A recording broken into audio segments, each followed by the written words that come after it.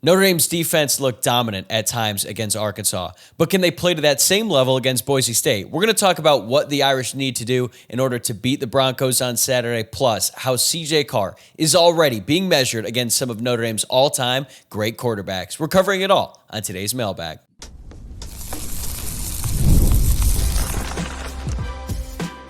You are Locked On Irish, your daily podcast on the Notre Dame Fighting Irish.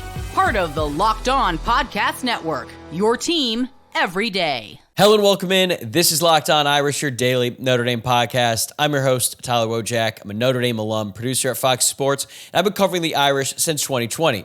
It is Friday, October 3rd, so happy Friday to you, and thank you for getting your game weekend started right here by making this your first watch or listen of the day. This episode is brought to you by Mazda. Like our players, we sweat every detail, because when you make every move count, pulling off the unexpected is only the beginning. Stay tuned later for highlights in this week's Moving the Game Forward. Mazda, move and be moved. And if you have not already, please make sure to subscribe on YouTube or wherever you get your podcasts, so that way you don't miss any of our daily coverage of Notre Dame football. We have a fun show announcement at the end, so stay tuned for that. But as for today, this week's Friday Mailbag was absolutely loaded with great questions, from whether the defense really turned a corner last week to how Notre Dame matches up with Boise State, to some big picture questions about the quarterback room and Charles Jagusah's return. And to cap things off, we're going to have some fun with hypotheticals, dream matchups for Notre Dame, and even whether fans can actually carry a curse. So let's dive in, shall we? This first question comes from @Marks the Idol of the Idol 5591. What did the defense do differently to look better against Arkansas? He is asking for specifics. To be honest with you, the Notre Dame defense did not do much different schematically. Like, I rewatched it. I was watching the defense especially close, and I didn't really see anything that different from what we've been seeing in terms of schematics. They ran a lot of the same concepts. It was split pretty evenly between man and zone. A couple things I did notice: they only blitzed 5 guys or more 8 times against Arkansas, so they blitzed a little bit more than they did against Purdue, in which they only blitzed 6 times against the Boilermakers, but that's not really a substantial change. When they did blitz, it was more effective, though. Taylon Green went 2 of 8 passing for 46 yards when he was blitzed, and Notre Dame got more pressure on the quarterback, even in the scenarios when they didn't actually blitz that many guys. Like, they finished with 3 sacks on Taylon Green, and they registered 14 quarterback pressures, according to Pro Football Focus. The biggest reason for the success on defense, in my opinion, was the personnel that Notre Dame used, and the guys just executed better. Like, I don't want to use coach speak on you, but they really did execute at a much higher level. So one thing, it's pretty obvious: Tay Johnson is way better than Jalen Stroman in coverage, and Johnson played 55 snaps in this game compared to 20 for Stroman. So that was a big difference. Notre Dame has 2 really good safeties out there. I think Tay Johnson is really taking his game to the next level. Adon Schuler had his best game of the season, leading the team with 9 tackles, had that forced fumble going into the half. So when you have the 2 safeties playing like that, the defense is going to look a lot better. It also helps that true freshman Mark Zachary, who's making his second career start, looked astronomically better than he did when he came in earlier in the season, like when he got beat on that double move against Texas A&M, and then when he started against Purdue, and they just targeted him early and often in that game, and he gave up some big plays. But he looked really, really good against Arkansas, to the point where I'm like, wow, we might be talking about Mark Zachary as the next great corner. I don't want to get ahead of myself, right? He's still young. He's still going to make some mistakes, but he looked really good in that game against some wide receivers on Arkansas, who we talked about all last week. Were really good. They were dangerous, but Mark Zachary played great. And then on the defensive line, Gabriel Rubio had one of his best games in a Notre Dame uniform. Boubacar Traore was really disruptive. And Marcus Freeman said after the fact that they simplified some of the coverages. But to be honest, it looked like they ran the same coverages, but maybe they didn't provide as many different options for guys, especially in zone coverage. When you make the rules a little bit simpler, guys play more fast. They have a little bit more clarity, and then that leads to violence, right? So I think the defense had the same structure overall, but the guys played better, and Notre Dame put in the players who should probably be getting a lot more snaps. All right, next question. Sort of on that note, this one comes from Ed Holinsky. Do you anticipate a shootout against Boise State? Well, I think Notre Dame is going to win 45-21, so that would be 66 total points, which would hit the over, which is currently at 63.5 on FanDuel. But to me, a shootout requires both teams to score a bunch of points, and I don't think that's going to be the case in this game. Now, Boise State has enough good players in offense to hurt the Notre Dame defense, especially on a couple drives early in the game, but I just don't think that there's any chance that Boise State's defense can stop Notre Dame's offense with the way that they're rolling right now.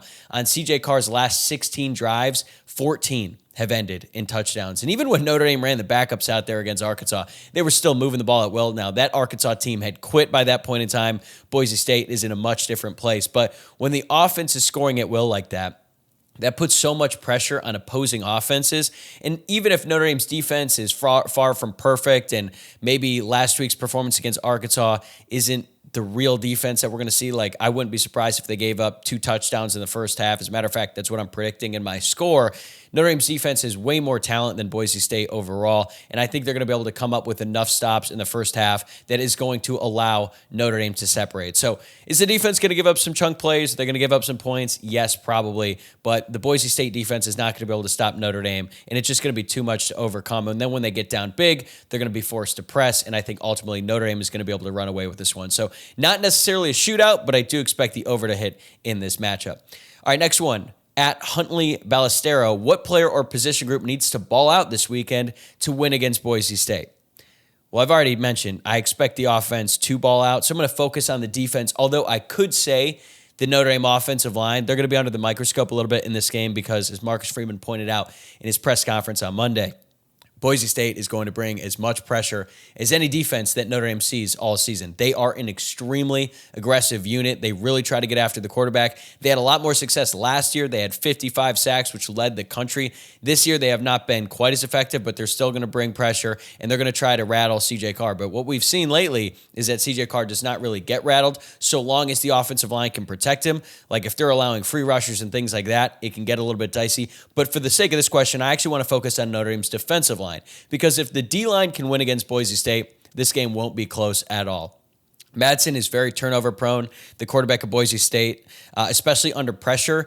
And if Boise starts turning the ball over, they just won't have a chance, right? Because if this becomes a possession game and Notre Dame is moving the ball on offense the way they have been, they're just going to keep scoring, and Boise State will be down too much to overcome. And Notre Dame has been really solid against the run on defense this season. They have given up too many chunk plays, and Texas A&M still had 3 rushing touchdowns in that game, but it's not like teams are just running the ball at will. Notre Dame's defense has been gashed through the air. They're only allowing 120 yards per game on the ground, so I expect them to be able to keep Boise State's backs in check. Although against Arkansas, the most successful drive that the Razorbacks had all game was when they just pounded the run, but that's because Notre Dame's defense was playing back in the secondary.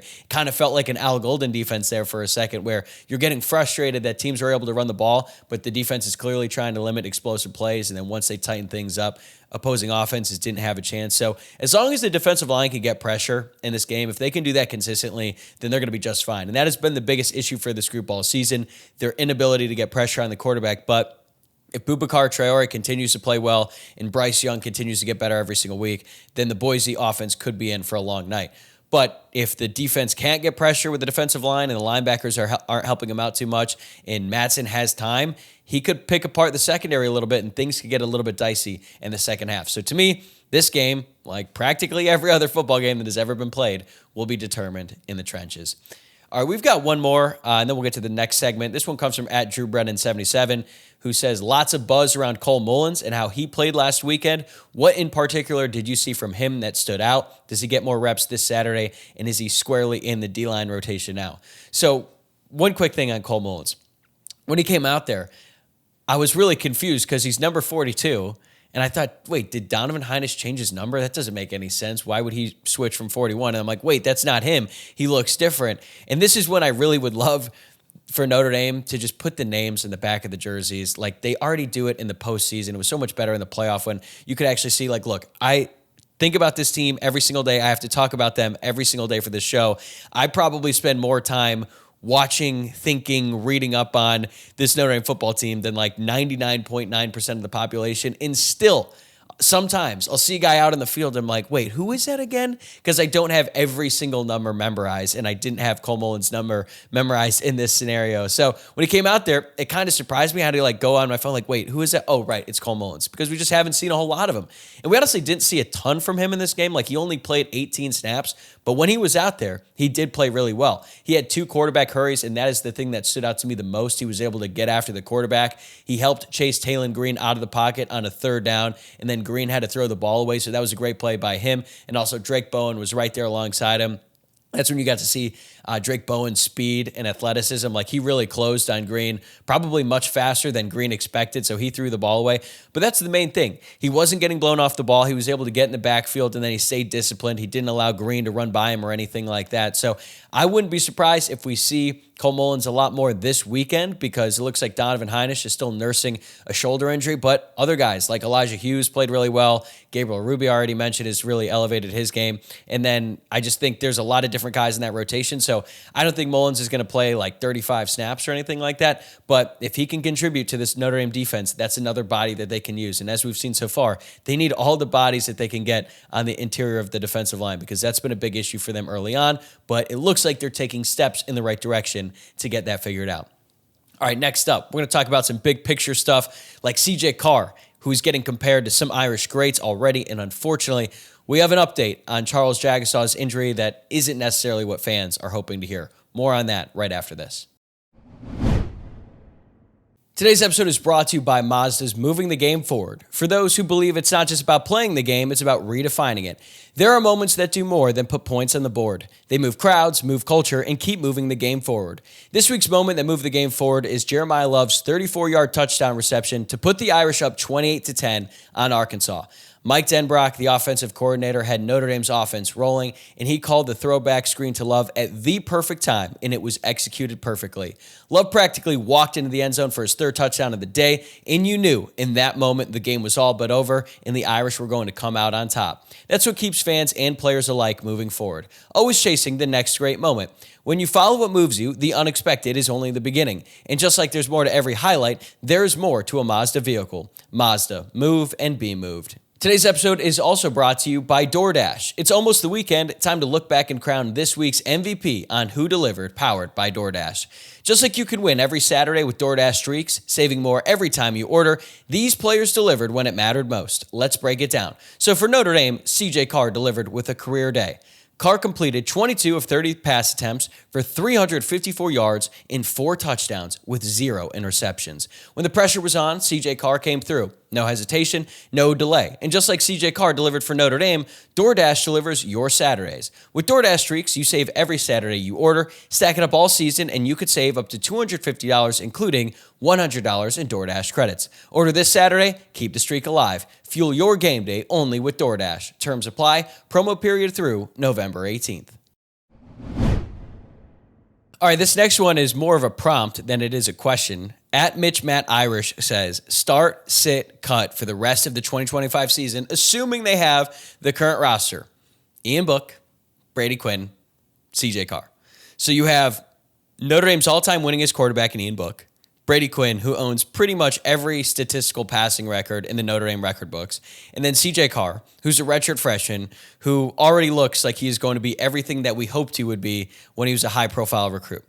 But to be honest, I thought this was kind of easy. To start, I'm going to go Brady Quinn.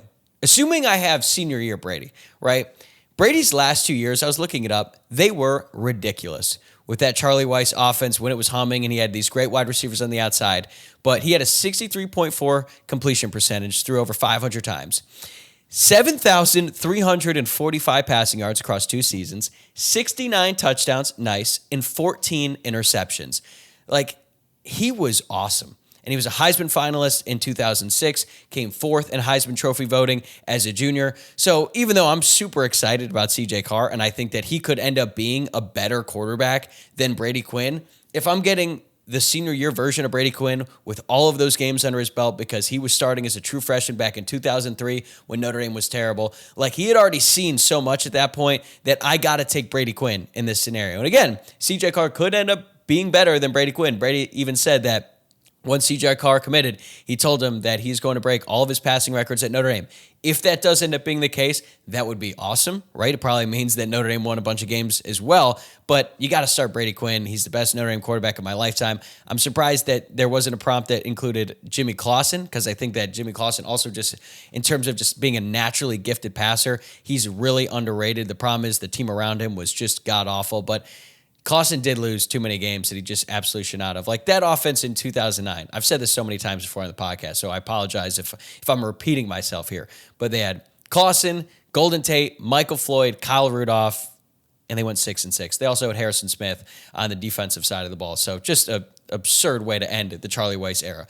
Now for bench, I'm going to go with CJ Carr. Carr could end up breaking all those records, like I said, and he might. If he stays around long enough, could he become Notre Dame's all-time winningest quarterback? That would certainly be a great thing. But if he's only around 2 years as a starting quarterback, that would not be the case. But the reason I'm going to cut Ian Book, as much as I love the guy, and anyone who watches or listens to this show knows I love Ian Book. He's a dog. He's a friend of the show. Came on over the summer for a long interview, 2-part interview that was awesome.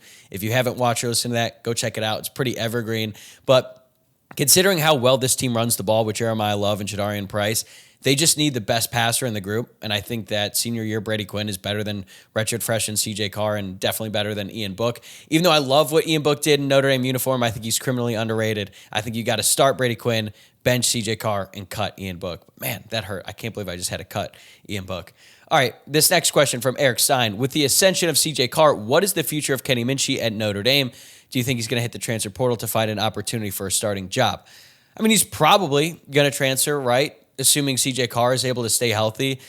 Minchey is absolutely good enough to be a starting quarterback, even at the Power 4 level. And considering the fact that he went toe-to-toe with Carr in camp, and Carr looks, awesome, a top 5 quarterback already, in my opinion, what does that say about Kenny Minchey, right? His pass in that Arkansas game to Matt Jeffrey down the sideline was a thing of beauty. So if he does transfer, I think he's going to go to a Power 4 program. I think he's going to start next year. So I'm calling it now, putting this out there into the ether, so when it happens, we can look back on this moment, October 3rd, and say, you know what? Wojak called it. Kenny Minchey is going to be the starting quarterback for the Vanderbilt Commodores next season. I'm sure the Commodores would love to have him, even though some people think Diego Pavia is going to be around forever. He's already said that this is his last year of college football. 6 years was enough for him, and I think that's a program on the rise. Obviously, big game against Alabama coming up tomorrow. And Minchey is from Hendersonville, Tennessee. That's not far from Nashville. I think that him and Clark Lee would get along great, and I just think it's a perfect fit. But he has some serious ability, and I would not be surprised if he has to come in at some point this year.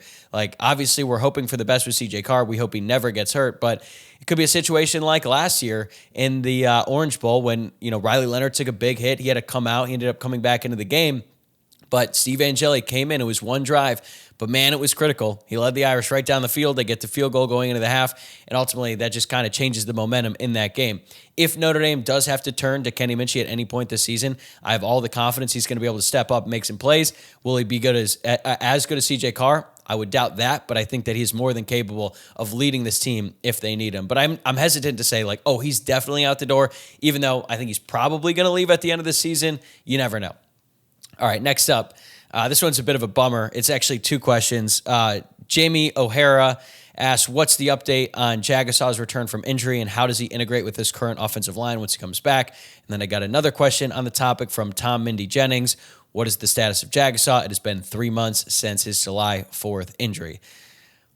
Unfortunately, the news is not great. It's actually pretty bad. So Jagusah had to have another big procedure on his arm recently, so I don't expect him to play at all this season. I don't think Notre Dame has officially come out and said that, and usually I'm really hesitant to talk about injuries that Notre Dame hasn't already spoken about, but I think John Bryce from Football Scoop has already talked about it on the Irish Illustrated Insider podcast, so the news is already out there. The second procedure, was planned all along because if you remember, Charles Jagusah had his first surgery in Wyoming the day of or the night of the incident when he was riding around in an ATV, and then it crashed, and then he hurt his arm, and then he had surgery that night to fix the broken arm. And I think at the time, we were all hoping that maybe by mid-October, after the bye week, he could start to work his way back onto the team. but I don't think that's the case. I think that there was a significant setback here. He's not going to play this season. I don't think he'll even be around if Notre Dame ends up making the playoff. I don't think it's going to be a situation like last year where he was able to come back or anything like that. It's extremely unfortunate, obviously, for such a talented football player, but I'm hopeful that he can come back strong next year because he has all the talent in the world. I mean, when I did my top 5 list before the season, I had Charles Jagusah as the 3rd best player on the team. Part of that was a projection, obviously, but it's really unfortunate, right? I think he could be an NFL player, potentially even a first-round pick if he reaches his ceiling, but this is going to set him back. And you think about all the injuries he had to deal with in his career. Like last year, he tore his pec, kept him out for the entirety of the regular season. The year before that, he had shoulder surgery in the summer, I believe, before his freshman season. So that kind of held him out of some activities. So you just hope that he can get a full season healthy, man. You don't want Charles Jagusah to be one of those like what if guys, right? Like what if he was able to stay healthy, how good he could have been in college. So I don't know what the timetable is for his return. I just feel confident that he's not going to be a part of the team this season, but we are hoping for the best for Charles Jagusah going forward.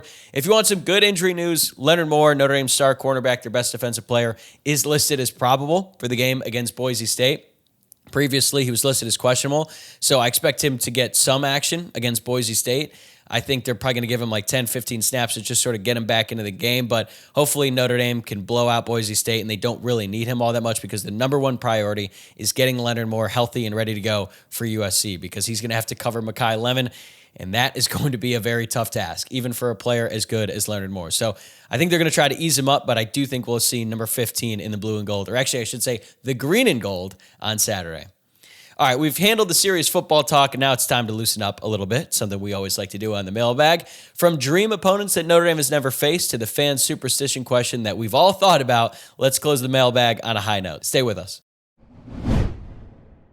Today's episode is brought to you by Peloton. Peloton is shaping the future of fitness with the brand new Peloton Cross-Training Tread Plus, powered by Peloton IQ. It is their most advanced equipment yet, designed to give you real-time guidance and endless ways to move, whether you're running, lifting, or cross-training with your favorite instructors. This is training reimagined. Peloton is built for breakthroughs with tools to help you plan, stay motivated, and reach peak performance. I love how the Peloton IQ system offers real-time strength coaching. It actually tracks your reps, suggests the right weights, and corrects your form, making every rep safer and smarter. The swivel screen is a game changer. You can go from running on the Tread Plus to strength training without missing a beat. And the personalized class recommendations keep you engaged. You get workouts tailored to your vibe and energy level each week. So let yourself run, lift, flex, and push forward. Explore the new Peloton Cross-Training Tread Plus today at onepeloton.com. All right, next up, we got a question from @Adam_Crouch4. Notre Dame has a couple of first-time matchups in Arkansas and Boise State. Do you know what Power 4 teams they've never played, and who would you like to see them schedule most for a first-time matchup? Want to give a shout-out to One Foot Down. They actually put together an article about this a couple years ago, so shout-out to them for doing the research. So here are the Power 4 teams that Notre Dame has yet to play: Auburn, Kansas State, Kentucky, Mississippi State, Texas Tech, and UCF. That's it. To be honest, I thought there'd be more. But personally, I would love for Notre Dame to play Kentucky because I'm from Louisville, Kentucky. A bunch of my closest friends from high school went to Kentucky. They're all big Cats fans, and it would be a blast to watch the Irish put a beat down on Mark Stoops and the boys, although I don't think Mark Stoops is going to be around a hell of a lot longer over there at Kentucky. Things have just kind of gone from bad to worse. Like, you know, they're kind of a perennial 7-5 team. They usually sneak up on one SEC team. They get a big win every single year. Honestly, it's like one of the best jobs in college football because you get paid like $10 million. You're in the SEC, so you make a bunch of money. There are like no expectations. Like, I don't think most rational Kentucky fans don't have any illusions about that team ever winning a national championship or something like that. So stakes are pretty low. You get paid a bunch. You get to live in horse country out there in Lexington. Maybe you get a horse. Maybe you get to go to Keeneland, all kinds of good stuff. Some of you don't know anything that I'm talking about right now, so I'll move on. But also, playing Auburn would be awesome, especially if Notre Dame got to play at Auburn in Jordan-Hare. Even though it's spelled Jordan-Hare, you say it Jordan-Hare. Heard some great things about the Plains and that environment. I love going to different venues in college football. Been fortunate enough to go to a bunch of them, including several in the SEC. I've never been to Auburn. That is absolutely on the bucket list. And I just think that'd be a really exciting matchup. Like, what if we got to see Deuce Knight versus CJ Carr in Auburn. Or even if they didn't even play in Auburn, if it was at Notre Dame, if it was a neutral site, I don't even care. If you give me Deuce Knight versus CJ Carr, that is going to be awesome. I also think that playing at Texas Tech would be great too. I think it's underrated on this list. And also, if Notre Dame ever plays at Texas Tech, me and Luke Smith, you know him, regular on the show every single week, and my guy Willis Pencil, the three of us have always talked about how we want to go see the Permian Panthers play high school football because, as I've talked about many times in the show, Friday Night Lights, best movie ever. We want to see the Permian Panthers play in person, and if Notre Dame were to play in Lubbock, that's in West Texas, that's not far from Odessa, so it could be like a dream football weekend for us. We go see Permian play on Friday night. Notre Dame takes on Texas Tech. And I think, with Texas Tech, they've got things going right now, right? With James Blanchard, the GM that was almost at Notre Dame, McGuire, the head coach, who I actually really like at Texas Tech, got the chance to meet him at a Big 12 Media Day a couple years ago. Incredibly nice dude. They've got things humming over there. So give me Kentucky, Auburn, and Texas Tech for some future Notre Dame first-time matchups. All right, I love this next question because I feel this one at my core. At Foley Joking says, the last 3 games I've been to, speaking for our guy Foley here, going backwards are Texas A&M in South Bend, the Miami season opener. Before that, it was the Ohio State game in South Bend in 2023. I'm from Ohio as well. That one still stings. I know you have struggled with superstitions about attending road games in the past leading to losses, but considering I have attended the 3 biggest heartbreaks in the Freeman era, do I need to watch all games from the couch or for the greater good? Or how do you overcome the deep-seated responsibility of carrying a jinx since the shortcomings so far are clearly all my fault? It's not your fault. It's not your fault. It's not your fault, Foley Joking. And as someone who has also thought it was his fault, you just went to 3 really tough games, man. Shout out to you. Big games are bust. I mean, Miami, Texas A&M this year, and then Ohio State in 2023. Like, Texas A&M and Ohio State are just 2 heartbreakers. I wouldn't really consider the Miami game like a true heartbreaker. It was a disappointing loss for sure, but Notre Dame didn't really deserve to win that game because they didn't play all that well, and it wasn't like, it was a close game. They had a chance there at the end, but I just think A&M and Ohio State were just 2 daggers to the heart. But look, man, you went to 3 really tough games. I think you need to get a tune-up game. In the same way that Notre Dame probably could have used a tune-up game at the start of the season before they played Miami and before they played Texas A&M, you need a tune-up game to get back in the win column. If you did that, I think you won't be feeling like you're cursed anymore. And look, sometimes I feel like I'm cursed because I was at A&M, I was at Ohio State, I've been to all kinds of really painful losses, but when you go to the losses, it sort of clouds the wins, right? Like, I got to go to the Indiana playoff game last year. That was the most fun I've ever had in Notre Dame Stadium. That was an awesome game. I was in the Coliseum when Notre Dame beat USC, and I got to watch Christian Gray return a 99-yard touchdown to the house and saw Xavier Watts follow that up with a pick 6, and he's chirping down the USC sideline the whole time. Like, those are all-time great memories. I got to see Notre Dame stamp their ticket to the college football playoff. So even though the losses might stick with you a little bit longer because that pain lingers, I've been to some good games. I'm sure you've been to some good wins as well. You're going to get a win soon. Just maybe don't go to the big games for a while. Just get a tune-up game in. All right, last one here. We like doing one of these every single year. I think this is Low Raj 80. Is that how you say it? I don't know. I'd like to get your opinion on what places would be great to visit while in South Bend. I'll be making my first ever trip to a Notre Dame home game. I've attended a few Notre Dame games versus USC at the Coliseum. Not the greatest experience, but I'm definitely looking forward to being around a bunch of Notre Dame fans. So first of all, have so much fun this weekend. It should be a blast, and I'm happy to help. So nowadays, I typically don't stray too far from campus when I come into town for a bunch of different reasons. I've seen it all in South Bend. Living there for 4 years, I think I know what's going on downtown. Obviously, spend a bunch of your time on campus walking around. Looks like the weather's going to be great, a little bit hot, so bring some sunscreen, bring some water. Pop into Roars for a drink and maybe even get a meal. Roars is the bar within the Morris Inn. The Morris Inn is the hotel that's on campus, right by Main Circle. Really nice. They just redid it. The bar is awesome. You'll get to see our guy Murph there. He's a legend. He's been a bartender there for decades.